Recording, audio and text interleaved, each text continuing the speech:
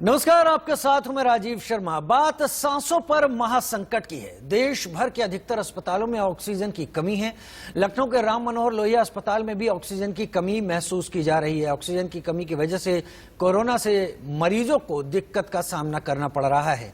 Oxygen की supply में भी दिक्कत पैदा हो रही है। तो वहीं दूसरी ओर लखनऊ में ऑक्सीजन एजेंसियों के पास लंबी लंबी लाइनें लग गई हैं।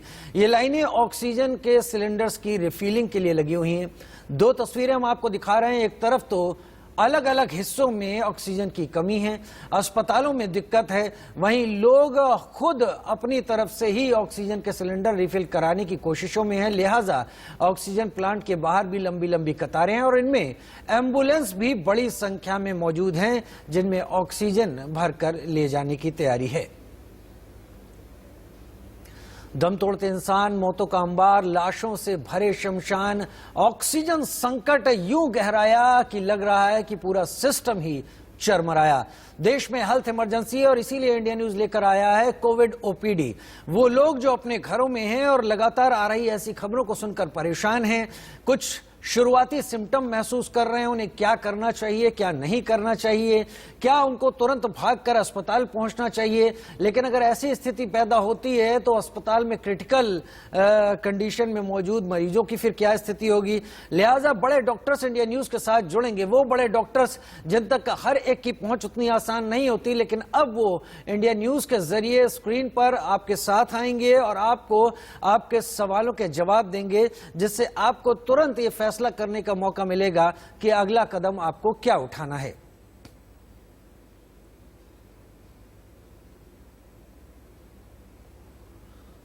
इस बीच तमाम उपाय किए जा रहे हैं। जैसा आप स्क्रीन पर देख रहे हैं, एक कंपनी की दवा वेराफिन को भी मंजूरी दी गई है। तो कोविड ओपीडी जिसकी हम बात कर रहे हैं, कोविड ओपीडी हमारे साथ है और हमारे साथ तमाम डॉक्टर्स जुड़ेंगे। वहीं उत्तर प्रदेश में जो हालात है उसको लेकर उत्तर प्रदेश के additional chief secretary Awanish Awasthi ने कहा कि ऑक्सीजन की कमी हम प्रदेश में नहीं होने देंगे।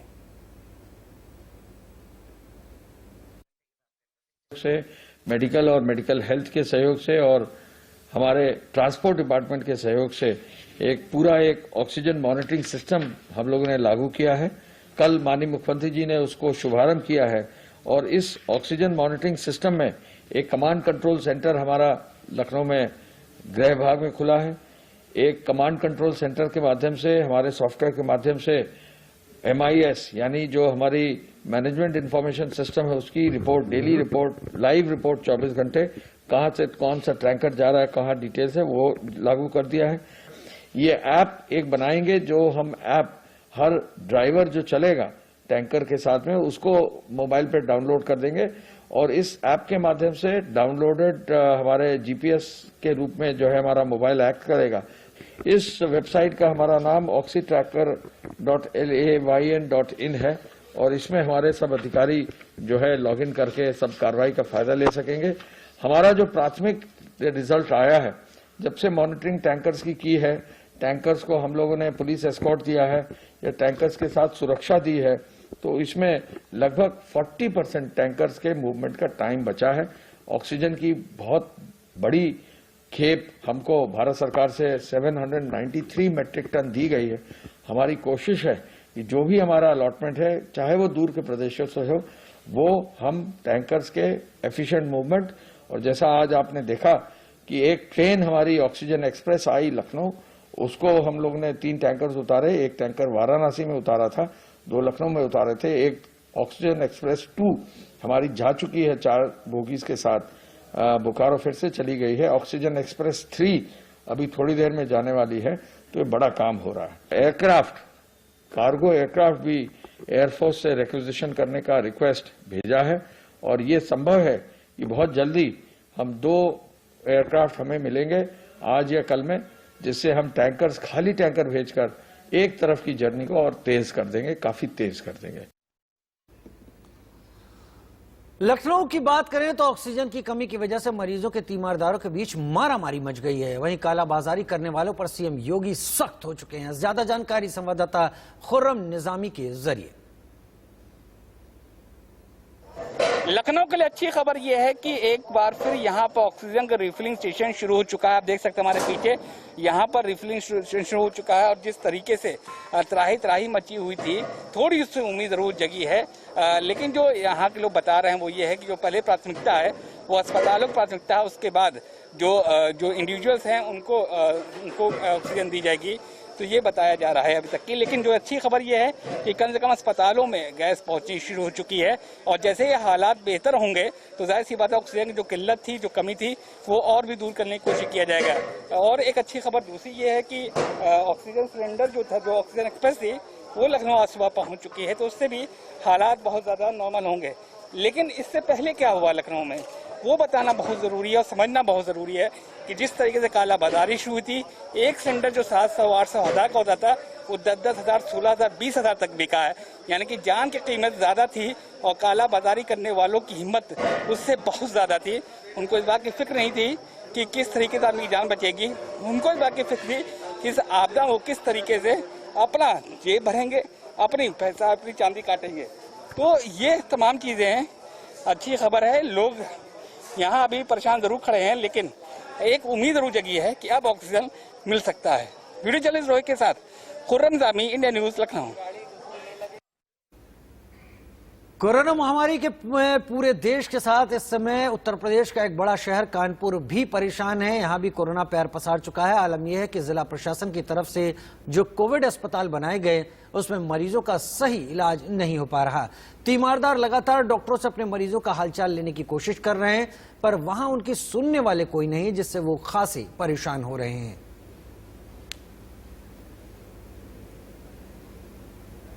रोशन पांडे। आपके पेशेंट के साथ क्या क्या समस्या है यहाँ पे हो रही है? समस्या है कि वेंटिलेटर उपलब्ध नहीं थे, आईसीयू में जगह नहीं थी, यही डॉक्टर हमको बताते रहे। लास्ट मोमेंट में जब बिल्कुल लास्ट मोमेंट आ गया तो आईसीयू में शिफ्ट कर दिया, वेंटिलेटर भी दे दिया, लेकिन अब उम्मीद ना के बराबर चल रही है। सबसे ज़्यादा पोजीशन कल ख़राब हुई और जिसमें इन्होंने सपोर्ट नहीं किया। ऑक्सीजन अगर टाइम पे मिल जाती, आईसीयू में एडमिट टाइम से कर देते तो शायद वो हमारे इस पोजीशन में ना पहुंचते। नहीं, इस समय तो सब लगा हुआ है, ऑक्सीजन भी चल रही है, वेंटिलेटर भी चल रहा है, इसमें सब चल रहा है। अब उनकी पोजीशन लास्ट मोमेंट में है। हॉस्पिटल प्रशासन ने क्या किया है रात में कि हमें कोऑपरेट ही नहीं किया है बिल्कुल। मैं अकेली अपने हस्बैंड को लेके आई यहाँ। हस्बैंड ऑक्सीजन के लिए तड़प रहे और वहाँ जो सेकंड फ्लोर के इंचार्ज हैं और वो अपना किनारे बैठे, उनको कोई मतलब नहीं है कि आपके यहाँ सेकंड फ्लोर पे हो क्या रहा है। डॉक्टर का मुझे नाम नहीं, क्योंकि डॉक्टर का नाम यहाँ पता ही नहीं चलता है। अटेंडेंट को नाम जो है बाद में पता चलता है, जो कुछ होता रहता है बाहर निकाल दिया है, कुछ पता ही नहीं चलता। ऑक्सीजन के लिए कल जो हम रो के सबके हाथ जोड़ के सेकंड फ्लोर पे कि सर इसकी मदद कर दो, ऑक्सीजन के लिए तड़प रहा, लेकिन उन्होंने मदद नहीं की। उस समय वो तड़पता रहा। सिलेंडर जो हमको मुहैया कराया, उसके बाद उसमें सिलेंडर में जरा सी गैस थी, हमें धोखा हो गया, हमको लगा सिलेंडर में गैस होगी और वो ऑक्सीजन के लिए तड़प रहा। तो इंडिया न्यूज आपके पास लेकर आया है कोविड ओपीडी, जिसमें देश के नामी डॉक्टर्स इंडिया न्यूज के साथ जुड़ रहे हैं और इसलिए जुड़ रहे हैं कि वो उन लोगों को जो इस दौर में परेशान हैं, जो इस दौर में डरे हुए हैं, उनको सही सलाह पहुंचाई जा सके। हमारे साथ डॉक्टर डी के गुप्ता जुड़ रहे हैं, सीएमडी हैं फेलिक्स हॉस्पिटल से, और हमारे साथ रवि इस वक्त जुड़ रहे हैं और रवि जुड़ रहे हैं लखनऊ से। सबसे पहले रवि आपके पास ही आता हूं, डॉक्टर साहब से मैं बाकी बातें जानने की कोशिश करूंगा। लखनऊ को लेकर भी एक स्थिति ऐसी है, लखनऊ ही नहीं, कानपुर की बात करें, प्रयागराज की बात करें, वाराणसी की बात करें, यहां हर कहीं कोरोना के पेशेंट्स हैं और सबको दिक्कतें हो रही हैं। फिलहाल लखनऊ और उत्तर प्रदेश क्या स्थिति है कोरोना को लेकर?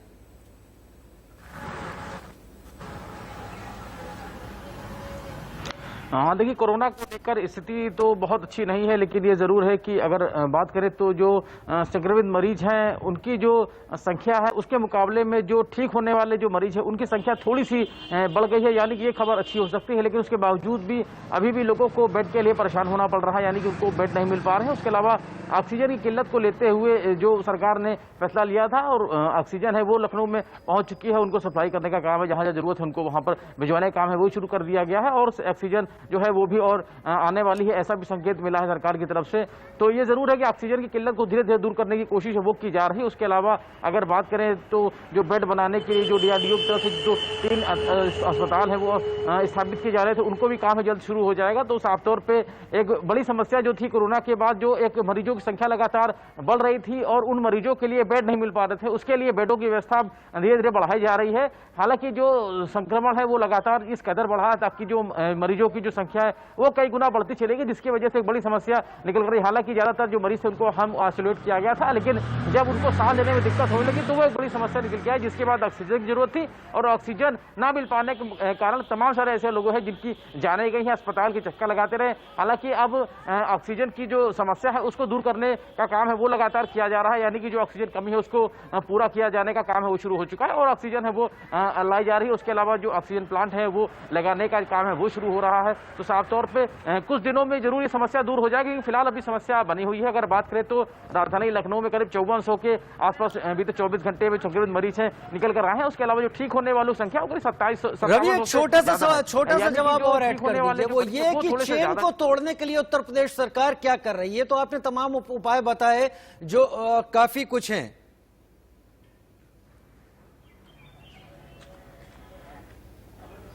हाँ देखिए, इसके पहले 35 घंटे का जो कर्फ्यू था वो लगाया गया था। उसके बाद सैटरडे संडे का जो लॉकडाउन है, मिनी लॉकडाउन यानी कोरोना कर्फ्यू कह सकते हैं उसको, जो कि शुक्रवार रात के 8 बजे शुरू हुआ था, जो कि सोमवार 7 बजे तक सुबह तक चलेगा। यानी कि कोरोना कर्फ्यू ये लगातार जारी है और लोगों को घर से निकलने लॉकडाउन हुआ, वैक्सीनेशन हुआ, दवाओं की बात, तमाम सुविधाओं की बात, ये तमाम उपाय उत्तर प्रदेश सरकार भी कर रही है। मेरे साथ doctor DK Gupta, CMD Felix hospital इस वक्त जुड़े हुए हैं। डॉक्टर DK गुप्ता, हम एक पैनिक में जी रहे हैं, हम एक ऐसे दौर में जी रहे हैं जहां पर एक वायरस हमारी पूरी विकासशील जो हमारी प्रगति है उसको कहीं बहुत धता बताता हुआ दिख रहा है। मैं उन लोगों की तरफ से सवाल आपके सामने रखता हूं जो लोग ठीक हैं, स्वस्थ हैं, अपने घरों में हैं, और कई बार चीजों को सुनते सुनते वो डर, वो तमाम सिम्टम्स आदमी के अंदर खुद भी आने लगते हैं, हालांकि वो शिकार नहीं होते। उन्हें क्या करना चाहिए? घर पर जो लोग हैं, जो भी इस प्रोग्राम को देख रहे हैं, जो ठीक है अभी। देखिए, इस समय ऐसा माहौल है कि पूरी सोसाइटी के अंदर एंजाइटी भरा माहौल है, गाँव में है, सबके अंदर कहीं ना कहीं डिस्टर्बेंस है। सब कहीं हम लोगों को कोविड ना हो जाए, या हमारे किसी परिवारजन को अस्पताल में बेड मिलेगा नहीं मिलेगा, ऑक्सीजन मिलेगी नहीं मिलेगी, क्या हाल होगी, तो उसकी मेंटल स्टेबल काफी तक हुआ है। तो सबको ये चाहिए, ऐसा नहीं कोई भी बुरा वक्त परमानेंट नहीं होता है, हर बात की सुबह होती है। तो ये अगले 10-15 चीजें काफी सामान्य होनी चाहिए, तो और कंट्रोल हो जाएंगे। अभी क्या ध्यान रखना है, अपनी नींद पूरी करें, ज्यादा न्यूज ना देखें, खास करके केसेस में आ रहे हैं बार बार। बहुत सारे देखते हो हेल्दी लोग अपना सेचुरेशन चेक करते रहते हैं, ऑक्सीजन सेचुरेशन चेक करते रहते हैं, टेम्परेचर चेक करते रहते हैं। तो अगर आप ठीक है, स्वस्थ है, तो आपको बार बार ऐसी निगेटिव न्यूज नहीं देखनी है, नींद पूरी लेनी है। इम्यूनिटी बूस्टर्स का ध्यान रखना है कि आप मल्टीविटामिन ले सकते हैं, जिंक ले सकते हैं, विटामिन D ले सकते हैं। इसके अलावा प्लेंटी ऑफ फ्रूट्स ले सकते हैं, फ्रेश वेजिटेबल्स फ्रूट ले सकते हैं।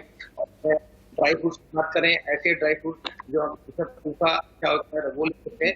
तो अगर इन चीजों का ध्यान रखें तो आपका इम्यूनिटी बढ़ा रहेगा, आपकी जो रोग प्रतिरोधक क्षमता भी अच्छी रहेगी, और डेफिनेटली अगर कोई आपको वायरस इन्फेक्शन होता भी तो बहुत ही डैमेज नहीं करेगा। दूसरी बात, मैं इन लोगों से अपील करूंगा आपके चैनल के माध्यम से कि जरूर ही अपना वैक्सीनेशन जरूर करना। अगर वो 18 साल से ऊपर है, अब तो सबके लिए लागू हो गया है, तो एक जो भी एलिजिबल है 18 तारीख से ऊपर, सबको नियर बाई सेंटर जाके वैक्सीन जरूर लगवाना चाहिए, क्योंकि एक उपाय है, बिल्कुल सस्ता उपाय है जिससे हम उसको सकते हैं, कंट्रोल कर सकते हैं, वो है वैक्सीनेशन। बार बार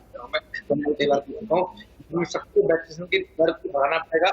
अभी ठीक है डॉक्टर, कई सारे सवाल हैं, कई सारे ऐसे सवाल हैं जो लोगों के दिलों में, हम आपसे उनके भी जवाब लेंगे। आप बने रहिए हमारे साथ, क्योंकि हर कहीं त्राहिमाम इस वक्त है। दिल्ली के बाद NCR के गाजियाबाद में 59 घंटे का लॉकडाउन लगा दिया गया है। आनंद विहार और गाजियाबाद के बीच हालात किस तरीके से हैं, जतिन गोस्वामी की रिपोर्ट देख लेते हैं। ग्राउंड को समझना आज के दौर में बहुत ज्यादा जरूरी।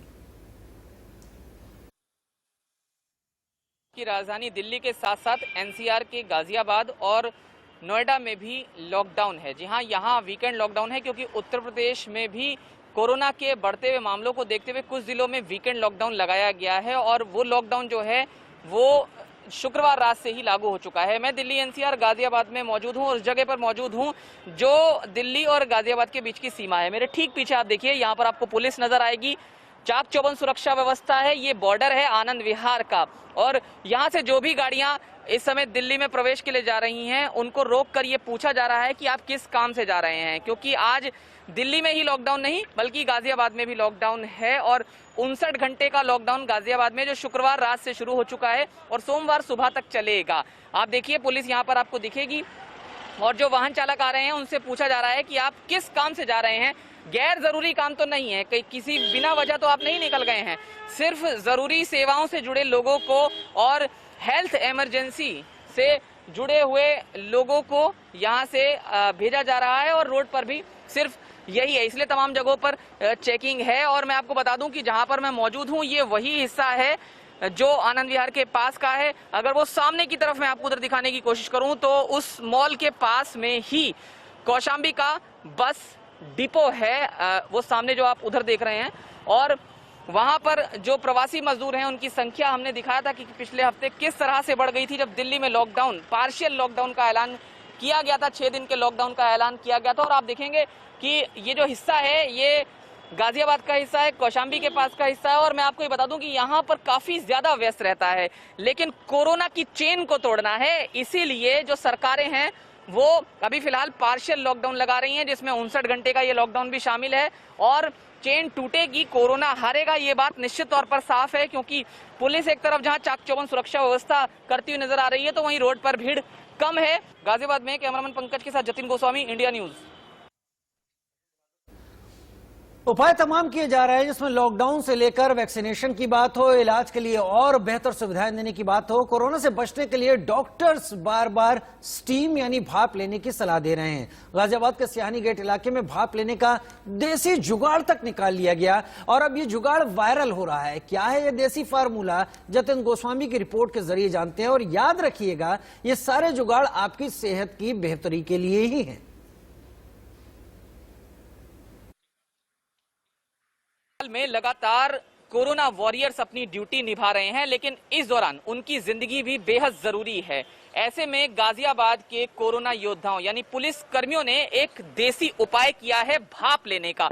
वो उपाय क्या है वो मैं आपको तस्वीरों में दिखाता हूं। आप देखिए यहाँ पर पुलिसकर्मी भाप ले रहे हैं, लेकिन इस भाप को लेने के लिए इन्होंने एक देसी और एक विशेष इंतजाम किया है। थोड़ा सा अंदर चल के हम तस्वीरें आपको दिखाते हैं। आपको एक प्रेशर कुकर यहाँ पर नजर आएगा।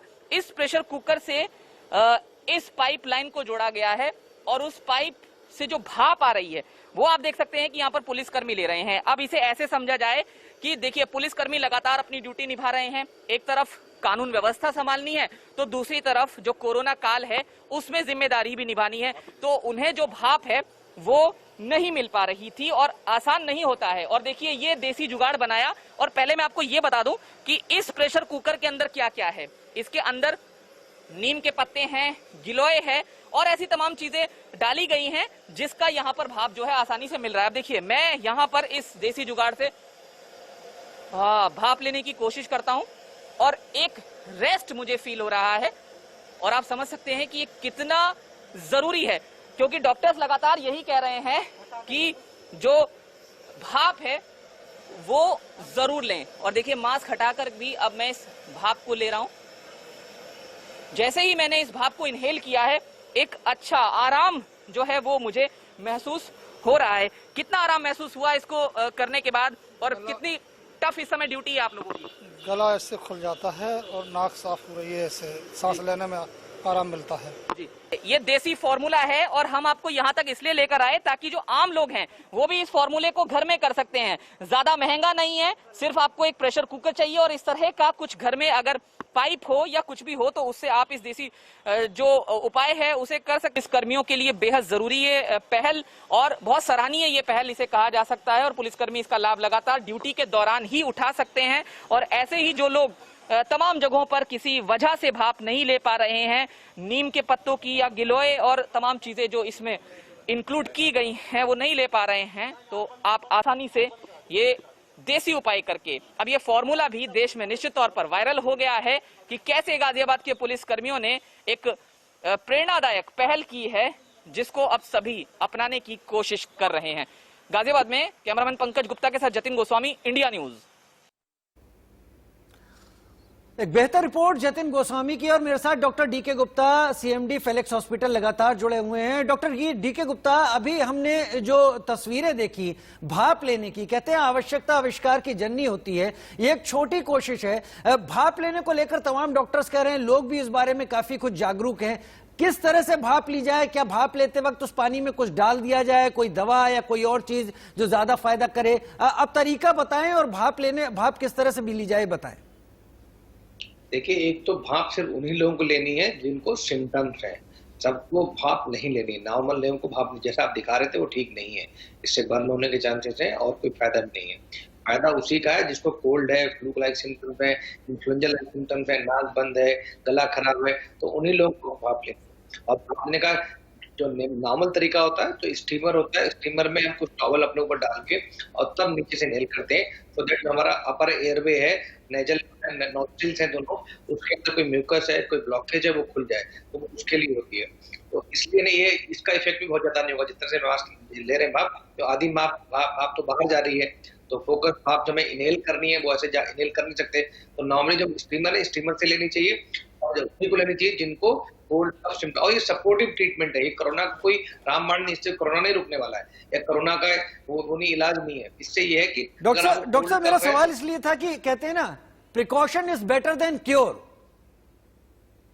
नहीं, प्रिकॉशन में कोविड एप्रोप्रिएट बिहेवियर का प्रिकॉशन करें वो ज्यादा अच्छा है। Prevention is better than cure, vaccine लगवाएं।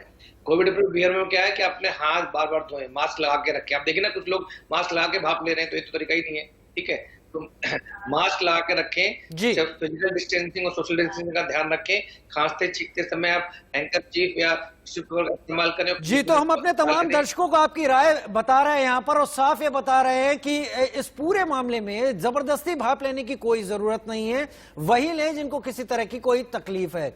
मुंबई की अगर बात करेंगे तो मुंबई के बारे में भी बता दें कि वहां भी हालात हैं, और उस पर भी हम आगे आएंगे, लेकिन एक छोटे से ब्रेक का वक्त है, लौट कर आएंगे। कोविड हेल्पलाइन हमारी यहां पर लगातार जारी है।